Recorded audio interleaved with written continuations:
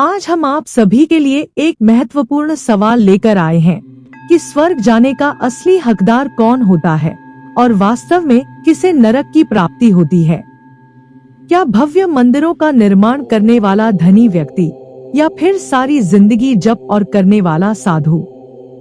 हमारी पौराणिक कथाओं में भी इस सवाल का जवाब एक दिलचस्प कहानी के माध्यम से दिया गया है।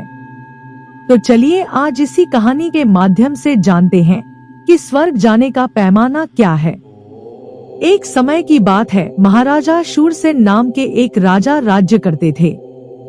वो बहुत धर्मपरायण थे और उन्होंने अपने राज्य में कई भव्य मंदिर बनवाए थे। राजा को ये विश्वास था कि उनके इन पुण्य कार्यों के कारण उन्हें मृत्यु के बाद स्वर्ग अवश्य प्राप्त होगा। एक दिन राजा शूरसेन बीमार पड़ गए। उनकी बीमारी दिन ब दिन बढ़ती चली गई और उन्हें लगा कि अब उनका अंत निकट है। मृत्युशैया पर लेटे हुए राजा ये सोच रहे थे कि स्वर्ग जाने के बाद उन्हें वहां कैसा सुख मिलेगा। तभी अचानक उन्हें अपने राज्य के एक गरीब दानी की याद आई। दानी एक ईमानदार और परोपकारी व्यक्ति था।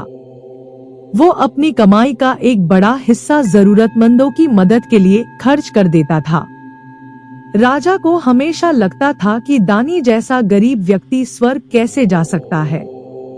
कुछ समय बाद राजा शूरसेन ने अपने प्राण त्याग दिए। उनके अंतिम संस्कार पूरे सम्मान के साथ किया गया। मृत्यु के बाद राजा को लगा कि वह ऊपर की ओर जा रहे हैं। उन्हें लगा कि वह स्वर्ग की ओर बढ़ रहे हैं। लेकिन कुछ ही देर में उन्हें एक झटका लगा और वो नीचे की ओर गिरने लगे। गिरते हुए उन्हें लगा कि वो किसी गहरे कुएं में जा रहे हैं। आखिरकार वह एक अंधेरे और गर्म स्थान पर पहुंच गए। वहां उन्हें चारों तरफ आग की लपटें दिखाई दे रही थी। वहां उन्हें भयंकर पीड़ा हो रही थी। तभी राजा शूरसेन ने देखा कि दानी भी उसी स्थान पर मौजूद है। राजा को बहुत ताज्जुब हुआ। उन्होंने दानी से पूछा, दानी तुम यहाँ कैसे आए? दानी ने जवाब दिया, महाराज आपने मुझे हमेशा गरीब समझा, लेकिन मैंने हमेशा सच्चे मन से दान किया और जरूरतमंदों की मदद की। यही मेरा धर्म था और इसी वजह से मैं यहाँ स्वर्ग में हूँ।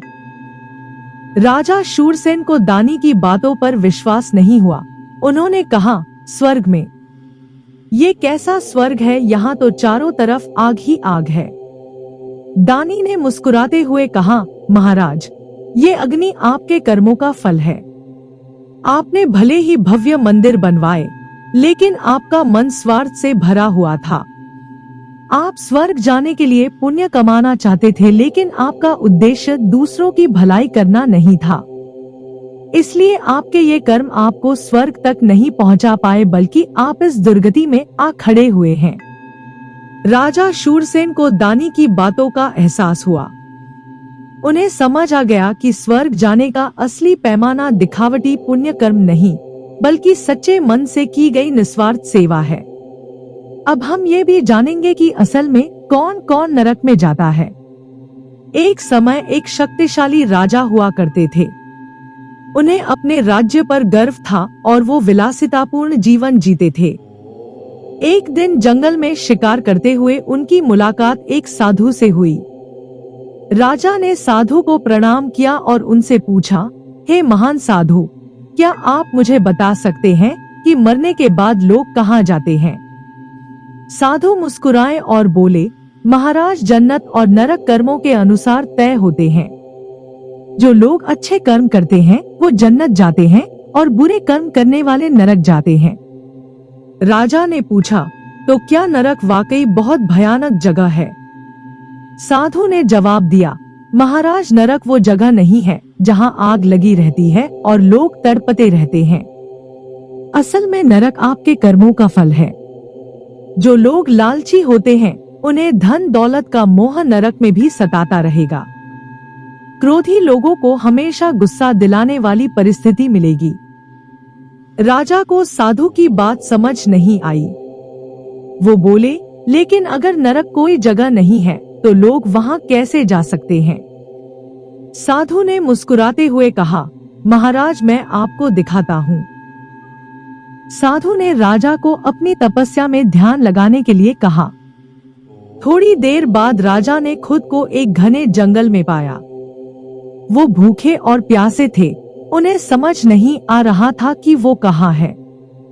तभी उन्हें दूर से सोने का एक ढेर दिखाई दिया। वो खुशी से दौड़ पड़े और सोना इकट्ठा करने लगे। जितना ज्यादा सोना वो इकट्ठा करते थे, उतना ही ज्यादा उनका लालच बढ़ता जाता था। उन्हें हर तरफ सोना ही दिखाई देता था।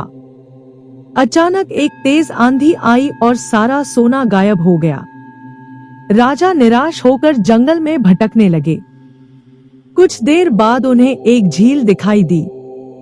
वो झील के पास गए तो उन्हें लगा कि वो पानी पी सकते हैं, लेकिन जैसे ही वो झुकने लगे पानी पीछे हट गया।